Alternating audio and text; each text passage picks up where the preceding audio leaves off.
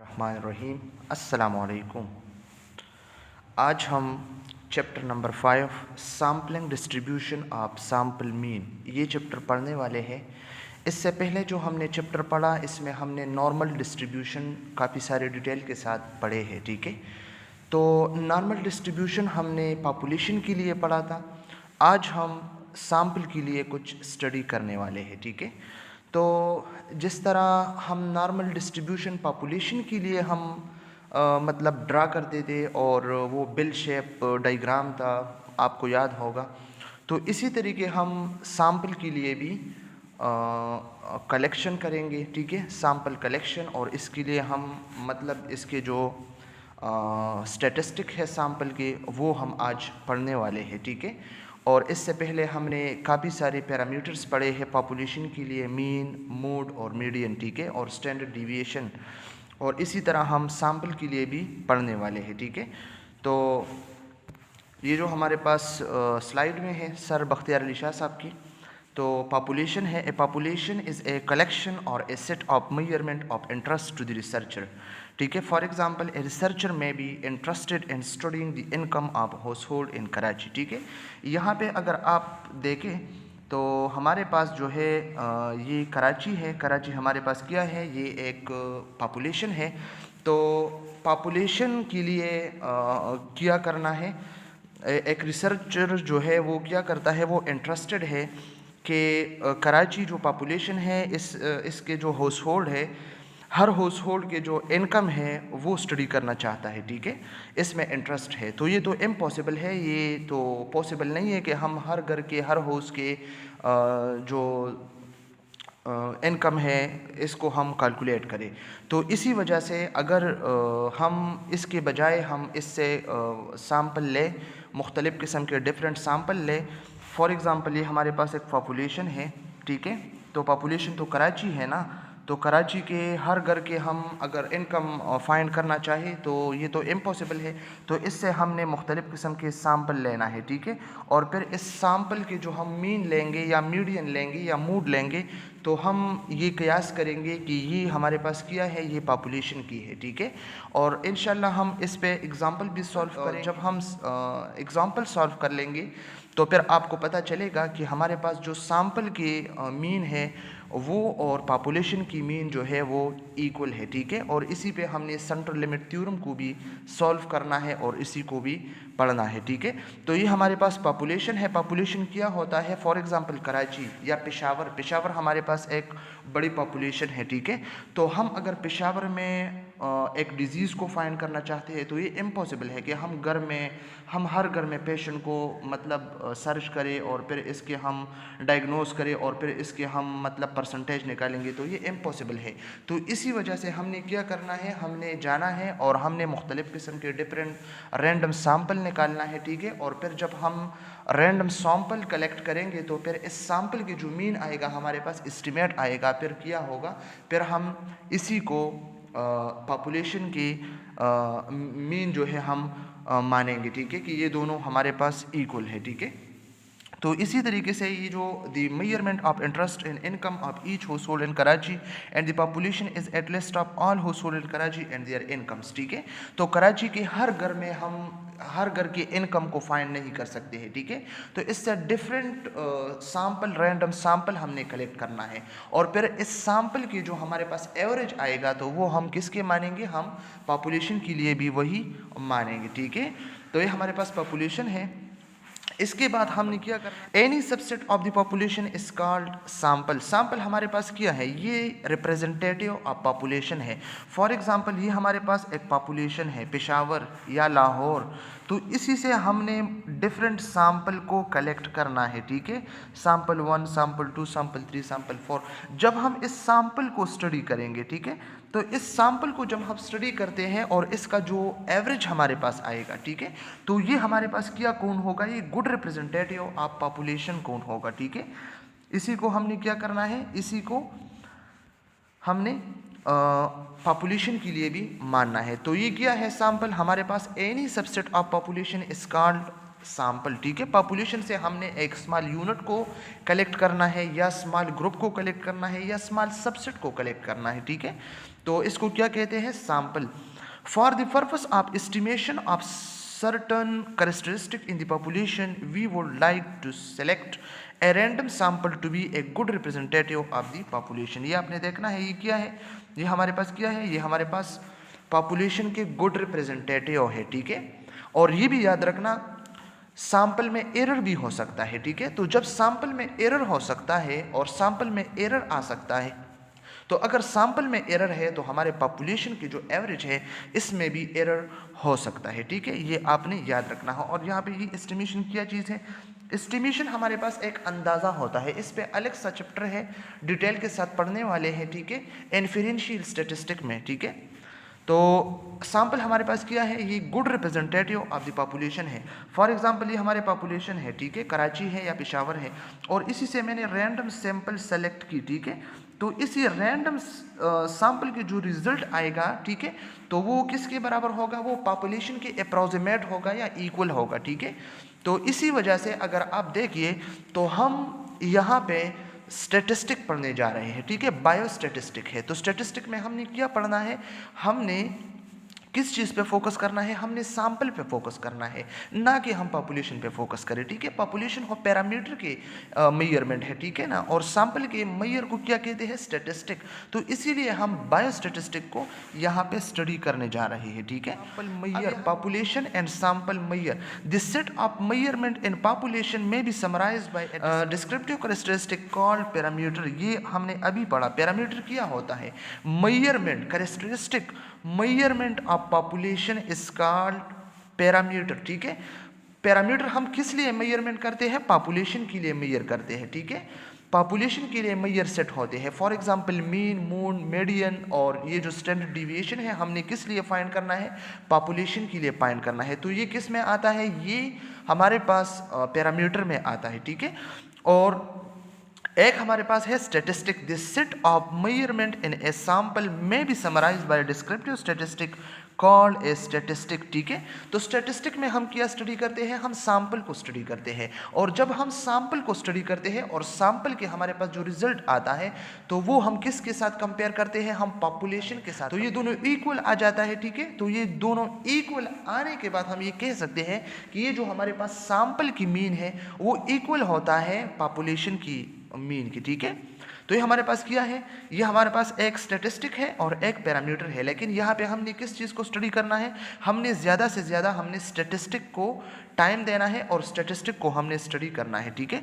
To estimate the average household income in Karachi we take a random sample of the population in Karachi, ठीक है। ये क्या है, estimate the average household income in Karachi.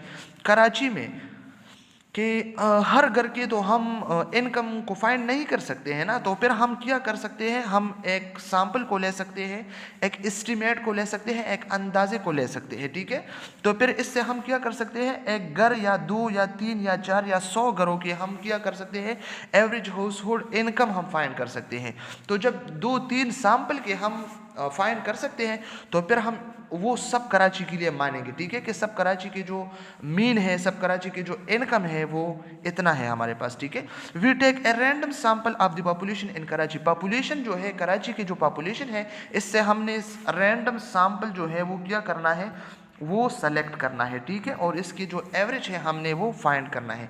The sample mean is a statistic and is a estimate of the population mean, ठीक है। ये क्या है, सैंपल मीन जो है ये स्टैटिस्टिक है, is an estimate of the population mean, ठीक है। ये जो सैंपल की मीन है, सैंपल मीन जो है ये हमारे पास क्या है, ये इक्वल है पॉपुलेशन मीन की, ठीक है। ये हम आगे तफसील के साथ पढ़ने वाले हैं सेंट्रल लिमिट थ्योरम में। पॉपुलेशन एंड सैंपल मेजर, तो पॉपुलेशन के लिए हम जो मेजरमेंट करते हैं वो क्या होता है, वो हमारे पास पैरामीटर होता है, ठीक है। तो पैरामीटर पॉपुलेशन मीन हम किस चीज़ से रिप्रेजेंट करते हैं, हम म्यू से रिप्रेजेंट करते हैं, ठीक है। ये आपने एमसीक्यूज के लिए याद रखना है। Population mean represented by mu. Population standard deviation हम सिग्मा से रिप्रेजेंट करते हैं, ठीक है। इससे पहले चैप्टर में हम काफ़ी सारी डिटेल के साथ पढ़ चुके हैं नॉर्मल डिस्ट्रीब्यूशन में, ठीक है, वाइट बोर्ड पे। और एक है हमारे पास स्टैटिस्टिक। स्टैटिस्टिक क्या होता है? सैंपल एस्टिमेट होता है, ठीक है। मतलब सैंपल के लिए जो हम मेजरमेंट करते हैं तो वो क्या है, वो हमारे पास क्या है, वो स्टैटिस्टिक है, ठीक है। तो स्टैटिस्टिक में हमारे पास जो सैंपल मीन है, ठीक है, तो वो किस चीज़ से रिप्रेजेंट होगा? वो x बार से रिप्रेजेंट होगा, ठीक है, वो x बार से रिप्रेजेंट होगा। और पॉपुलेशन की जो मीन है वो म्यू से रिप्रेजेंट होगा, ठीक है। और ये हमारे पास स्टैटिस्टिक की जो हमारे पास ये जो स्टैंडर्ड डिविएशन है, ठीक है, तो वो किस चीज़ से रिप्रेजेंट होगा? या इस डी से रिप्रेजेंट होगा, ठीक है। या हमारे पास ये जो हमारे पास सिग्मा है, सिग्मा को हमने नंबर अंडर रूट नंबर पे जो है डिवाइड करना है, ठीक है। तो ये हमारे पास क्या है? ये हमारे पास स्टैटिस्टिक में स्टैंडर्ड डिविएशन है, ठीक है। तो ये आपने याद रखना है कि हमारे पास ये जो पैरामीटर है, तो पैरामीटर के जो पॉपुलेशन मीन है वो म्यू से रिप्रेजेंट होगा, पॉपुलेशन स्टैंडर्ड डिविएशन सिग्मा से रिप्रेजेंट होगा, और स्टैटिस्टिक जो सैंपल एस्टिमेट है इसकी जो हमारे पास सैंपल मीन है वो हमारे पास x बार से रिप्रेजेंट होगा, और ये जो स्टैंडर्ड डिविएशन या स्टैंडर्ड एरर है सैंपल के लिए वो हमने इससे रिप्रेजेंट करना है, ठीक है, सिंपल इससे, ठीक है। अब ये हमारे पास क्या है? पॉपुलेशन एंड सैंपल है, ठीक है। ये हमारे पास पॉपुलेशन है, तो पॉपुलेशन से हमने डिफरेंट सैंपल को सेलेक्ट करना है, ठीक है। Sample 1, sample 2, sample 3, sample n, ठीक है। सैंपल n मतलब मुख्तलिफ किस्म के 10, 11, 12, 13, 14, ठीक है। तो ये हमारे पास लंबी बड़ी पॉपुलेशन है और इससे हमने डिफरेंट सैंपल जो है वो क्या करना है, वो सेलेक्ट करना है, ठीक है। Sample distribution of the mean because no one sample is exactly like the next। अब एक और बात आपने याद रखना है, ठीक है। हमारे पास क्या है? ये हमारे पास डिफरेंट सैंपल है, ठीक है। तो अब हमने क्या करना है? ये जो हमारे पास सैंपल 1 है, सैंपल 1 का जो मीन है तो ये ज़रूरी नहीं है कि सैंपल 1 की जो मीन है वो सैंपल 2 की मीन की इक्वल हो, ठीक है। ये ज़रूरी नहीं है। मे भी सैंपल 1 की मीन 1 आया, 2 की 3 आया और सैंपल की 2 आया, ठीक है। लेकिन ये ज़रूरी है कि सैंपल्स के जो मीन है, ठीक है, सैंपल के जो मीन्स है जब आप वो निकालेंगे एवरेज तो वो इक्वल होगा पॉपुलेशन की मीन की, ठीक है, ये ज़रूरी है। लेकिन सैंपल के जो मीन्स है आपने फाइंड करना है। अब इंशाल्लाह हम फाइंड करेंगे एग्जांपल्स में, लेकिन ये आपस में इक्वल नहीं होगा, ठीक है। ये ज़रूरी नहीं है कि सैंपल 1, 2, 3 के जो मीन है वो इक्वल होगा आपस में, ठीक है। लेकिन इन सब को जब आप ऐड करेंगे तो ये जो हमारे पास पॉपुलेशन की मीन है इसकी इक्वल होगा, ये ज़रूरी है, ठीक है। तो because no one sample is exactly like the next, the sample mean will vary from sample to sample and hence itself a random variable, ठीक है। तो ये एक दूसरे से डिफरेंट हो सकता है, ठीक है। Random variable have distribution and since the sample is a random variable it must have a distribution, ठीक है। ये जो हमारे पास random variable है, ठीक है। फॉर एग्जाम्पल अगर हमारे पास सैंपल 1 की मीन मतलब डिफरेंट है, सैंपल 2 की जो मीन है डिफरेंट है, सैंपल 3 की जो मीन है वो डिफरेंट है, तो ये हमारे पास क्या है? रैंडम वेरिएबल्स है, हैव डिस्ट्रीब्यूशन, ठीक है। वो अपनी मीन्स के मुताबिक जो है डिस्ट्रीब्यूट होगा, ठीक है। 1 ऐसा, सेकंड ऐसा और थर्ड हमारे पास ऐसा, ठीक है। हर एक की एक रैंडम वेरिएबल्स है। Since the sample is a random variable it must have a distribution, ठीक है। इसका अपना एक डिस्ट्रीब्यूशन होगा हर एक का, ठीक है। लेकिन ये जो फाइनल आएगा, फाइनल हमारे पास कैसे आएगा? वो पॉपुलेशन की जो डिस्ट्रीब्यूशन है इसकी इक्वल आएगा, ठीक है। If this sample mean has a normal distribution we can compute probabilities for specific events using the properties of the normal distribution, ठीक है। ये हमारे पास जो सैंपल मीन की जो नॉर्मल डिस्ट्रीब्यूशन है, ठीक है, वो बिल्कुल जो है इक्वल होगा नॉर्मल डिस्ट्रीब्यूशन की, ठीक है, जो पॉपुलेशन की नॉर्मल डिस्ट्रीब्यूशन है, जो हम इससे पहले चैप्टर नंबर 4 में पढ़ चुके हैं, ठीक है। तो ये इम्पोर्टेंट है कि सैंपल्स जो हमारे पास डिफरेंस होते हैं इसके जो मीन है वो एक दूसरे से डिफरेंस हो सकते हैं, ठीक है। अब हमारे पास एक एग्जांपल है, इस एग्जांपल में हम ये पढ़ने वाले हैं कि हमारे पास जो पॉपुलेशन मीन है वो इक्वल होगा सैंपल मीन की, ठीक है। तो ये हमने क्या, the sample mean is to be calculated from a random sample of size 2 taken from a population consisting of the 5 values 2, 3, 4, 5, 6, ये एक डेटा सेट दिया है। Find the sampling distribution x are based on a sample of size 2, ठीक है। Number first हमने क्या करना है? नंबर फर्स्ट हमने पॉपुलेशन के लिए मीन जो है वो फाइंड करना है, ठीक है। तो मीन हम कैसे फाइंड कर सकते हैं, ये जो हमारे पास डेटा सेट है आपस में हमने ऐड करना है और नंबर ऑफ ऑब्जर्वेशन पे डिवाइड करना है, ठीक है। 2 + 3 + 4 + 5 + 6, तो ये क्या है, ये हमारे पास 20 की इक्वल होगा, ठीक है। और ये हमारे पास नंबर ऑफ ऑब्जर्वेशन क्या है 1 2 3 4 5, ठीक है। तो ये 5 पे डिवाइड करना है, तो इससे क्या आएगा 4 आएगा, ठीक है। तो हमारे पास जो पॉपुलेशन की मीन है वो क्या आया, वो 4 आया। First note that the population mean mu is equal to 4, ठीक है। अब हम सैंपल के लिए जो है हमने क्या करना है, फाइंड करना है, ठीक है। अब सैंपल के लिए हम कैसे फाइंड करेंगे और सैंपल को हम कैसे कलेक्ट करेंगे, ठीक है। तो हमारे पास डेटा सेट किया था, ठीक है। डेटा सेट हमारे पास था 2 3 4 5 6, 2 3 4 5 6, ठीक है। अब हमने इसके लिए सैंपल कैसे बनाना है, ठीक है। सैंपल हमने इसके लिए ऐसे बनाना है, हमने इस 2 को 3 के साथ पेयर करना है, ठीक है। फिर इस 2 को इसके साथ पेयर करना है, जिस तरह ये है, ठीक है। फिर इसको इस 5 के साथ पेयर करना है, ठीक है, इसी तरह ये, और इसको फिर 6 के साथ, ठीक है। फिर इसके बाद 3 का नंबर है, ठीक है। तो 3 हमने 4 से पेयर करना है, 3 4, ठीक है। फिर हमने 3 को 5 के साथ पेयर करना है, ठीक है। फिर 3 को 6 के साथ हमने पेयर करना है, ठीक है। इसी तरीके से फिर हमने 4 को 5 के साथ 6 के साथ, ठीक है। इसी तरीके से फिर 5 और 6 को दोनों को, ठीक है। तो इसी तरीके से हमने क्या किया, हमने सैंपल जो है वो सेलेक्ट की, ठीक है। तो ये हमारे पास सैंपल बने। अब हम हर सैंपल की जो है हमने मीन फाइंड करना है। तो सैंपल की मीन हम कैसे फाइंड करने वाले हैं, ठीक है। तो हमने क्या करना है, हमने 2 + 3, ठीक है, प्लस करना है, फिर 2 पे डिवाइड करना है। तो इससे क्या आंसर आएगा, वो हमारे पास क्या है 5/2, तो 5/2.5, ठीक है। तो ये हमारे पास क्या आया 2.5। तो इसी तरीके से हमने सब के लिए जो है मीन जो है फाइंड करना है हर सैंपल के लिए, ठीक है। तो ये क्या होगा, इसका जो मीन है वो 2.5 आया, इसका जो मीन है 2.4 आया, इसका जो मीन है 3.5 आया, ठीक है। इसी तरीके से और मीन हम कैसे फाइंड करेंगे, 2 + 3 / 2 2.5, 2 + 4 / 2 3, ठीक है। तो इसी तरह आप देखें ये सैंपल जो है, सैंपल फर्स्ट की जो मीन है वो 2.5 है, सैंपल सेकंड की जो मीन है वो हमारे पास क्या है, वो 3 है, 3.54 3.54 4.5, ये क्या है, ये एक दूसरे से डिफरेंट है, ठीक है। तो हमने पढ़ा ना कि सैंपल की जो मीन है वो एक दूसरे से मतलब डिफरेंट हो सकते हैं, ठीक है। तो ये सब जो मीन है वो एक दूसरे से डिफरेंट है। अब हमने क्या करना है, इस सैंपल की जो है हमने क्या करना है, हमने इसके लिए मीन फाइंड करना है। तो इन सब को हमने समेशन करना है, समेशन लेना है इसकी। तो इन सब को हमने सम किया, ठीक है। तो इनसे क्या आएगा, और फिर इसको हम काउंट करें 1 2 3 4 5 6 7 8 9 10, ठीक है। तो ये 10 है, तो 10 पे हमने डिवाइड करना है, ठीक है। तो इनको आपस में ऐड करना, फिर 10 पे डिवाइड करना, नंबर ऑफ ऑब्जर्वेशन पे डिवाइड करना। तो इससे क्या आंसर आएगा, इससे आंसर आएगा हमारे पास 4। तो इससे पहले हमने पढ़ा, ठीक है, कि हमारे पास जो पॉपुलेशन की जो मीन है वो भी 4 है, और सैंपल की जो मीन है वो भी हमारे पास क्या है, 4 है।